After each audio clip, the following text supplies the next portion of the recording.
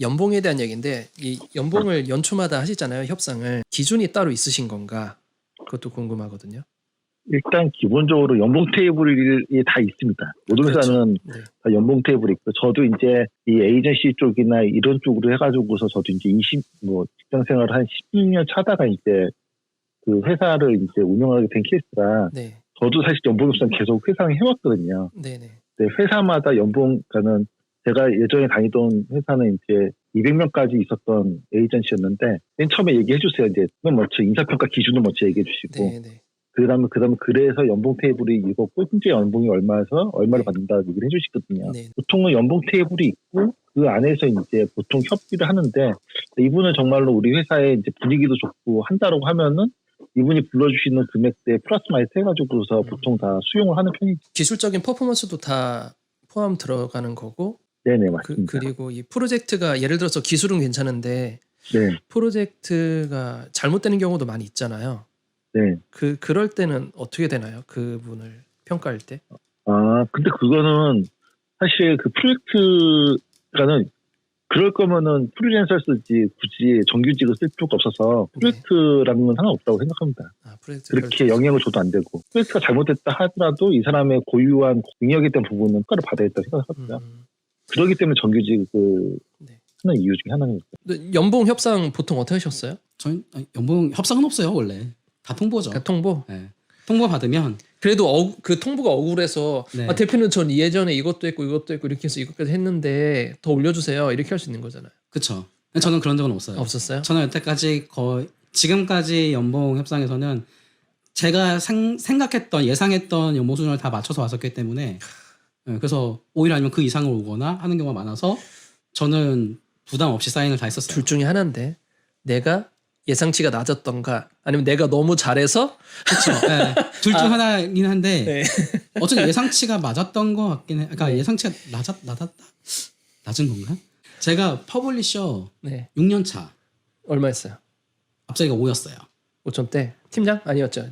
팀장 아니었어요. 그땐 전 퍼블리셔가 2명이었었기 때문에 팀장급도 아니고 그냥 리더? 팀원. 네, 팀원에서 약간 선임급 그냥. 저는 거의 개인 사업이 돼버렸죠. 제가 하는 건. 저는 일한 만큼 벌기 때문에. 연봉 책정했을 때 그 연봉이 올라가지 않는 사람들은 뭔가 사장님 마음에 안 드시거나 대표님 마음에 안 드시거나 아니면 뭔가 이 회사에 많이 도움이 안 되기 때문에 네. 아니면 그분이 수준이 아직 올라가지 못해서 올라가지 않는 경우도 있겠죠. 네네. 그래서 그런 분은 대표님 입장에서 봤을 때 좀 화가 나는 직원, 좀 약간 네. 속 터지는 직원, 이런 분이 어떤 분이 있을까? 일단은 그냥 보편적인 분들로 얘기를 하면 네. 되게 수동적인 직원들이 있으세요. 내가 시키는 이 것만 일을 하는. 하면 네. 그렇죠. 시키는 것만 하고 시키는 것도 못하는 직원들이 있어요. 네. 그런 분이 있거나 아니면 변명하려고 하거나 네. 내가 이거를 해야 된다는 것보다는 네. 내가 이거를 하는 데 있어서 뭐 이런 이유 저런 이유, 내가 아직 이런 걸 경험 못해서 그렇기 때문에 못한다 뭐 이런 식으로. 물론 이제 못하는 부분은 아예 못하는 거는 맡기지도 않겠지만 네. 이런 부분에서 어떻게 풀어갈지 하는 분들은 아예 고려를 안 하고 수동적으로 하시는 분들 같은 경우에는 보통은 점수를 좀 낮게 드리는 편인 거고, 야근을 저희 회사가 이렇게 야근을 거의 안 하는 회사 중에 하나거든요. 네. 6시 반 되면 이제 만약에 했는데 완성도가 낮은 것 같은데 네. 늦게까지 하시는 분이 있고, 완성도가 되게 안 좋은데 불구하고 그냥 퇴근하시는 분도 있어요. 어차피 이거는 뭐 이렇게 하는 경우니까. 네. 그런 분들은 보통 이제 평가가 안 좋은 편은 맞죠. 그러니까 야근을 원하는 건 아니지만은 자기가 자기의 기준 계속 나아가려고 하는 기준들이 낮으신 분들이 계속 있을 경우에는 회사도 마이너스다 보니까 그렇죠. 보통적으로는 이제 이런 분들은 평가가 좀 낮죠. 아까랑 똑같아요. 네. 한번 알려주면 못 알아먹는 사람. 못 알아먹는 거. 아니 이거 잘못됐으니까 이렇게 하셔야 됩니다라고 알려주잖아요. 그러면은 그대로 안 해요. 마이웨이로 가거나 내 개념을 수정을 넣는구나. 갔는데 전혀 이상한 수정이 된 거예요. 이제 그런 케이스라든가 아니면 뭐 이제 설명을 했는데 설명을 아예 못 알아먹거나 아예 못 알아먹는 분들은 아예 이해를 하려고 하지 않는 사람들 있잖아요. 그런 경우는 이제 속 터지는 거죠. 예전에 그런 경우 있어요. 디자이너랑 한번 디자이너 이제 반응형을 디자인해 와야 되는데 반응형 디자인이 따로 안 나온 거예요. 그래서 저한테 똑같이 나오게 해주세요. 모바일이든 태블릿이든 PC든 똑같이 나오게 해달래. 똑같이 하는 개념이 뭐냐? 이 디자인과 이 C 안에 있는 거랑 똑같은 크기, 똑같은 폰트 사이즈. 1픽셀까지 다 맞춰달라는 얘기네. 근데 문제는 디자인도 PT 단위로 왔단 말이에요. 포토샵이었구나. 그래서 똑같이 달라고 해서 똑같이 줬어요. 받았잖아요. 아니래요. 왜? 뭐가 다른 거야? 일단 왜 이렇게 크냐 글자가. PT로 줬으니까.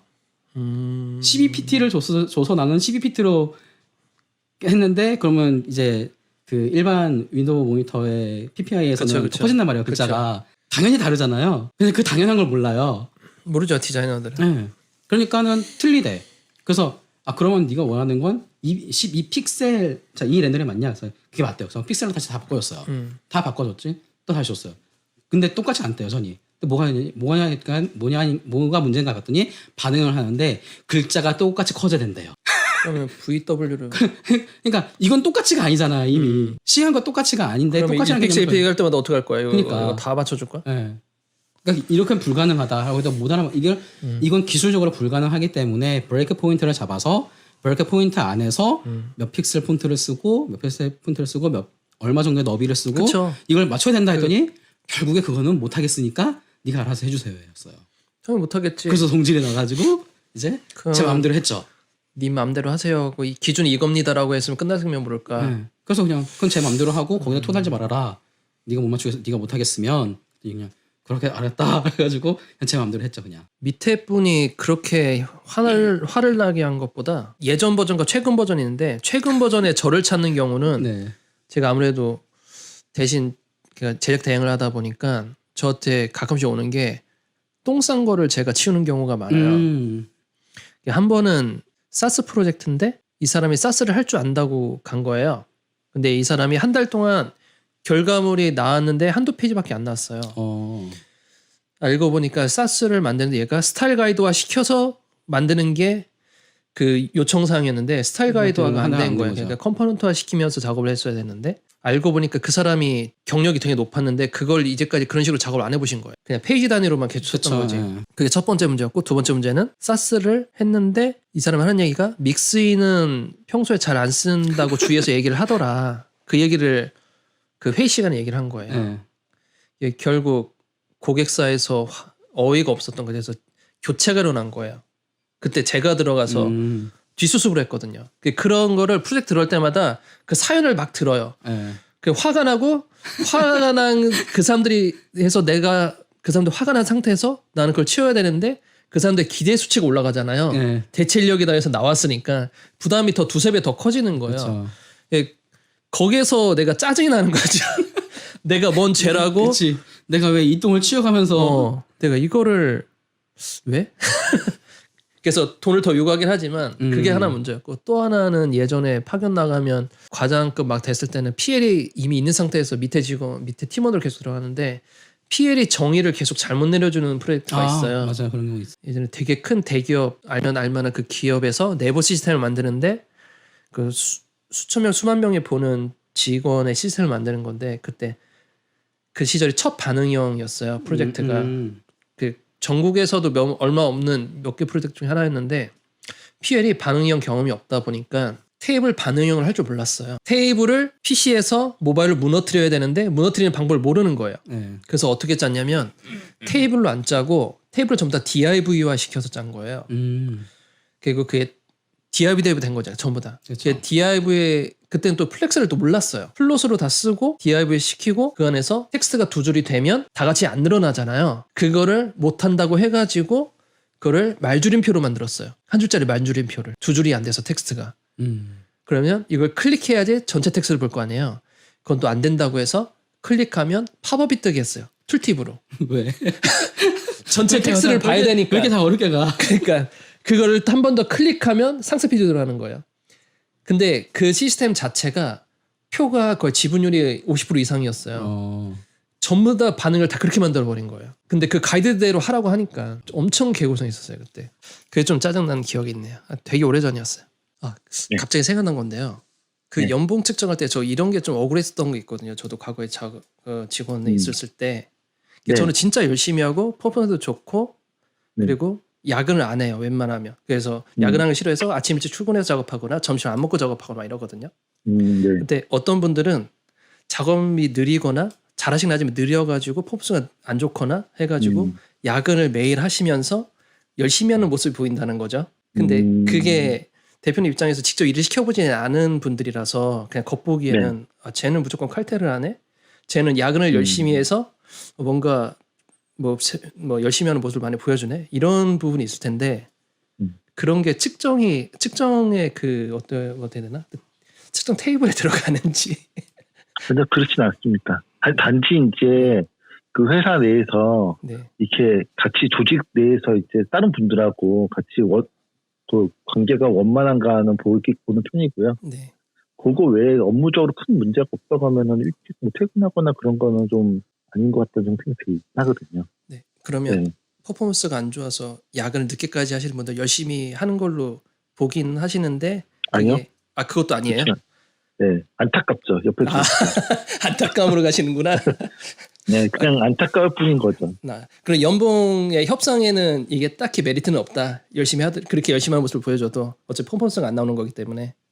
그러니까는 이제 만약에 1시간을 더 해가지고 마무리가 됐는데 정말로 네. 나았다. 네. 그러면은 뭐 그거는 되죠. 근데 이제 뭐 그거를 밤 11시까지 붙잡고 있는데 걔도 막 막 이렇게 막 가고 싶어서 막 몸이 막 타고 있고 그러면 그런 게 이제 안타까운 거고요. 네. 사실 근데 요즘은 이제 최근 들어가지고 2, 3년? 네. 좀 그 사이에 보면은 확실히 이게 그 칼퇴 문화가 좀 많이 좀 들어온 것 같아요. 예전에는 그렇지 않았는데 워라벨 저도 이게 네. 야근을 그렇게 막 이렇게 뭐 야근을 하라는 얘기도 안 하고 야근을 하는 문화도 아닌데 네. 그냥 자연스럽게 그냥 야근을 하거나 그렇게 하는 경우도 있거든요. 시간이나 뭐 이런 게 좀 쪼이면. 네. 근데 그런 게 아니라 있으면 거꾸로 계속해서 이제 일정을 좀 미뤄달라는 듯이 달라는 거나 이런 것들이 좀 요구가 좀 많은 편이긴 해요. 그런 건 좀 웬만하면 합리적인 부분이니까 받아들이는 편이긴 하고요. 자, 연봉 얘기. 아까 들으셨을 때 그 퍼포먼스랑 뒤에 퍼포먼스 얘기 또 했잖아요. 네. 야근을 많이 하는 사람이 연봉 측정에 유리한가? 네. 칼퇴하는 사람이 유리한가? 사실 그건 중요하지 않았다. 네. 네. 저는 오히려 야근을 많이 하는 사람한테 연봉을 많이 주는 회사가 있다. 네. 그 회사를 나가야 하는 회사다라고 생각해요. 걸러야 되는 회사다. 네. 왜냐하면 그거는 말 그대로 뭐냐면 이 사람의 기여도나 이 사람의 역량을 평가하겠다는 게 아니라 그 사람의 엉덩이 시간을 평가하겠다는 거거든요, 그냥. 아직도 그런 회사가 있겠죠? 있죠. 지금도 있어요. 야근하는 암암리의 야근을 이렇게 종용하는 그런 있어요. 그 문화를 깨트리는 사람 중에 하나예요. 아, 맞아요. 나도 완전 싫어했어. 네. 당연히 전 그때 이제 퇴근하면은 공부하러 많이 갔거든요. 그때 이제 그 스터디 그룹 만들어 가지고 한참 운영하고 있을 때였는데 6시 땡 하면은 저는 딱 가방 딱 쓰고 짊어지고 퇴근하겠습니다. 그래서 가요. 물론 저는 할 일은 다 하고 갔어요. 그날 해야 할 일은 다 하고 갔는데 이게 자꾸 그렇게 퇴근하니까 팀장님 한번 불러요. 그래가지고 사람들 눈치를 보면서 퇴근을 하면서 좋겠다. 그 얘기 나 자주 들었어. 네, 왜냐하면 저 사람들은 계속해서 그러니까 퇴근 시간이 지나도 야근을 하면서 퇴근 안 하고 계속 버티고 일을 하고 있는데 퇴근하겠다고 나가면 이 분위기가 어떻게 되겠냐. 그래서 막 뭐라고 하는 거예요. 그래서 그 자리에서 알았다 죄송하다라고 했어요. 그리고 그날 또 6시 땡 하자마자 가방을 싸고 먼저 퇴근했습니다 하고 또 갔단 말이에요. 늘 저는 공부하러 가는 겁니다 라고 해서 퇴근했단 말이에요. 그러니까 사람들이 이제 눈치가 좀 생기는 거예요. 그러니까 쟤를 보니까 쟤는 6시 땡만 하면 퇴근을 해요. 나는 특별히 일이 없는데도 앉아서 계속 야근을 하고 있는 거예요. 그러니까 뭔가 이상하잖아요. 그래서 한 사람이 이탈하기 시작했어요. 그 사람도 갑자기 어느 날 6시에 짝 짐을 싸고 퇴근하겠다고 딱 일어서니까는 분위기 조장을 했구나. 넌 왜 가냐? 네, 근데 자기도 약속이 있다. 그래서 이제 갔단 말이에요. 제가 첫 스타트를 끊고 그 사람이 또 스타트 또 이어서 가니까 갑자기 이 분위기가 다시 이제 야근을 안 하고 야근하던 사람들이 다 가네? 강제할 수는 없으니까. 없으니까. 그래서 가기 시작하니까 결국은 안 건드리게 되더라고요. 그때는 인하우스였죠? 파견. 그쵸, 인하우스였죠. 저는 파견밖에 없었으니까 파견 나갈 때는 개발팀이 야근하기 때문에 퍼블팀이랑 디자인팀은 또 예외야. 왜냐면 디자인팀은 관련이 없으니까. 개발이 그러니까 프로젝트 후반 때는 개발팀이 바쁘다 보니까 그쵸. 개발팀이 야근하면 퍼블팀이랑 기획팀은 자연스럽게 남아야 되는 분위기인 거예요. 대응해줘야지 또. 초반에 그게 되게 억울했어요. 네. 왜냐하면 결국엔 일이 없거든. 그쵸. 그냥 앉아서 대기만 하는 거잖아요. 그냥. 네. UI 깨질까봐. 예. 그래서 나중에 걔가 파견 일을 거의 그만둘 때쯤에 그 후반부에 어떻게 했냐면 제가 책임지고 로테이션 돌리겠다. 그래서 제가 PL로 있었을 때 팀원들 격일로해서 바꾸겠다. 한 사람만 남는 걸로 하겠다. 네. 내가 책임지겠다. 그렇게 했거든요. 그러니까 네. 다들 좋아하더라고요. 그래서 어쨌든 팀원이 좋았으니까. 4명이면 4일에 한 번씩 야근이니까 그렇죠. 차라리 그게 낫지. 오픈 매일 하는 시점에만. 것보다는 그게 나으니까. 그리고 마지막 날 그 오픈할 때 오픈 시점에는 다 안 남고 예. 시간별로 남겠다. 오, 그것도 괜찮다. 날밤을 새야 되니까. 대신 저는 남았죠. 그래서 한 명은 PL은 남아야지. 남아야 되니까 대신 직원 한 명씩을 로테이션 돌리겠다. 이렇게 해가지고 했죠. 요즘은 또 어떤지 모르겠네. 파견 분위기가. 그것도 PL 능력에 따라서 어떻게 될지 나는 맞아요. 몰라서. 결국은 커뮤니케이션 능력이라. 맞아요.